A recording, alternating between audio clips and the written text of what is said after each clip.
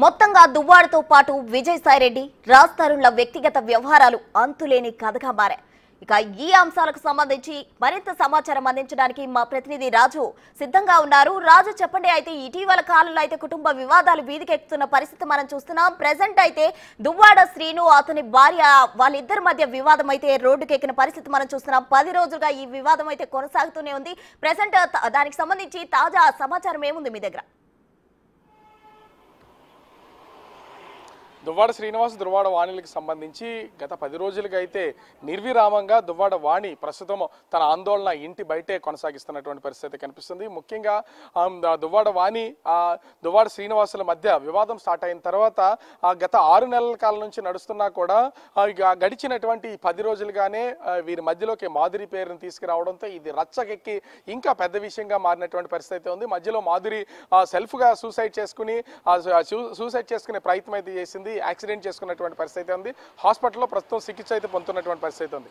అయితే ఆ ప్రస్తుతం టెక్కల్లో ఉన్నటువంటి ఇంట్లోనే దువ్వాడ శ్రీనివాస్ ఇంటి లోపల ఉంటే 10 రోజులుగా దువ్వాడ వాణి తన కూతుళ్లతోనూ ఆ తల్లిదండ్రులతోనూ బంధువులతో అందరితో కలిసి ఆ ఇంటి బయట ఆందోళన కొనసాగిస్తున్నటువంటి పరిస్థితి ఉంది. ఇప్పటి వరకు ఆస్తులకు సంబంధించి ముఖ్యంగా ఆ గ్రానైట్ ఫ్యాక్టరీ కానీ ప్రస్తుతం ఆ నిర్మాణంలో ఉన్నటువంటి ఇల్లు, అదేవిధంగా అంటే నిర్మాణం చేసినటువంటి 8 కోట్ల రూపాయల వాల్యూ అయినటువంటి ఇంటిని ముఖ్యంగా చూస్తే పిల్లల చదువులు, వాళ్ళ పెళ్లిళ్ళు, విడాకులు అనేది ఈ 5 డిమాండ్లు అయితే నడుస్తున్నటువంటి పరిస్థితి ఉంది. విడాకులు ఇవ్వకూడదు, అదేవిధంగా గ్రానైట్ ఫ్యాక్టరీకి సంబంధించి 20 కోట్ల రూపాయల ఆ ప్రాపర్టీ అది దాని మీద ఉన్నటువంటి అప్పుల్ని ఆ ప్రభుత్వానికి చెల్లించాలి. అప్పులు కూడా చెల్లించి దాన్ని తల్లి కూతుళ్ళ పేరు మీద రాసి ఇవ్వాలి. అదేవిధంగా టెక్కల్లో ఉన్నటువంటి 8 కోట్ల రూపాయల విలువైనటువంటి ఇంటిని ఆ అప్పులు క్లియర్ చేసి ఇంటిని కూడా రాసి ఇవ్వాలి. అదేవిధంగా చిన్న కూతురి వివాహం చదువుని క్లియర్ చేయాలి, విడాకులు ఇవ్వకూడదు. అదేవిధంగా ప్రస్తుతం ఆందోళన చేస్తున్నటువంటి ఇంటికి సంబంధించి రెండో కూతురు పేరు మీద రిజిస్ట్రేషన్ చేసి ఇవ్వాలనేది దువ్వాడ వాణి ఇచ్చినటువంటి ప్రతిపాదన. అయితే వీటిలో మొదటి 3 మాత్రమే దువ్వాడ శ్రీను అంగీకరించారు. పెద్దల సమక్షంలో జరిగినటువంటి ఈ చర్చల్లో ముఖ్యంగా దువ్వాడ వాణి తరపున లాయర్ దివాకర్తో పాటుగా మరికొందరు పెద్దలు ఉంటే దువ్వాడ శ్రీను తరపున అతని తమ్ముడు శ్రీధర్ అయితే ఈ చర్చలు జరిపినటువంటి పరిస్థితి ఉంది. మొదటి 3 డిమాండ్లకి అంగీకరించినటువంటి దువ్వాడ శ్రీను చివరి 2 డిమాండ్లకి అంటే ఖచ్చితంగా నేను వాణికి అయితే విడాకులు ఇచ్చి తీరుతాను, ఇంతవరకు వచ్చింది కాబట్టి నేను తనతో కలిసి ఉండలేను, ఖచ్చితంగా 30 సంవత్సరాలకి బాధలు అనుభవిస్తున్నాను, విడాకులు అయితే ఇచ్చి తీరుతాను, ఈ కండిషన్ అయితే ఒప్పుకునే ప్రసక్తే లేదని చెప్తున్నాడు. అదేవిధంగా ప్రస్తుతం ఉన్నటువంటి ఇంటిని నా తదనంతరం అయితే ఇచ్చే అవకాశం ఉంటుంది, ప్రస్తుతం పిల్లల పేరు మీద దీన్ని రిజిస్ట్రేషన్ చేసే అవకాశం అయితే లేదు అని తేల్చి చెప్పినటువంటి పరిస్థితి అయితే ఉంది.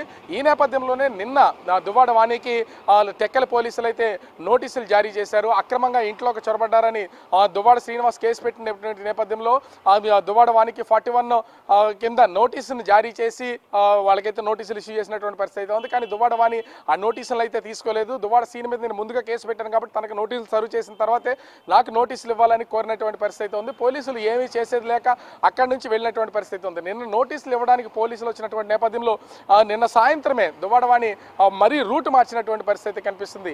నేను ఆస్తులు రాయమని కానీ నా పిల్లల పేరు మీద నా పేరు మీద రిజిస్ట్రేషన్ చేయమని కానీ నేను ఎక్కడా కూడా అడగలేదు. నాకు ఆస్తులు అవసరం లేదు, నా భర్తతో నేను కలిసి ఉండడమే నాకు కావాలి, అందరం కలిసి ఒకే ఇంట్లో ఉంటాము అంతే తప్ప ఈ ఆస్తులు ఇవ్వమని మేము ఎక్కడ అడుగుతున్నటువంటి పరిస్థితి లేదని నేను ఒక మెట్టు దిగే ఉన్నాను కానీ పైన లేను, అతని రాజకీయ జీవితాన్ని డిస్టర్బ్ చేసే ఆలోచన నాకైతే లేదని చెప్పినటువంటి పరిస్థితి ఉంది. మరి అంటే దువ్వాడ వాణి స్వరం మారినటువంటి నేపథ్యంలో ఇప్పుడు దువ్వాడ శ్రీనివాస్ ఆలోచన ఏ విధంగా ఉంటుంది, కలిసి ఉండడానికి తను ఇష్టపడతారా, ఇప్పటికే విడాకులకి అప్లై చేశారు కాబట్టి కోర్టు మెట్లు ఎక్కారు కాబట్టి ఆ విడాకులు కావాలని కోరుతారా?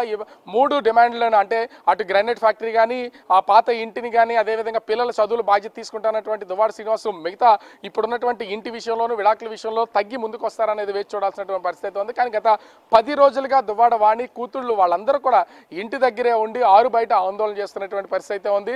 అంటే ఇది ఒక ఫ్యామిలీ ఇష్యూని ఇప్పుడు రాష్ట్ర వ్యాప్తంగా ఉన్న ఒక సంచలనంగా మారినటువంటి విషయంగా చర్చకి తీసుకొచ్చినటువంటి నేపథ్యంలో మరి దువ్వాడ శ్రీనివాస్ ఇప్పుడు ఎలాంటి నిర్ణయం తీసుకుంటారనేది వేచి చూడాలి.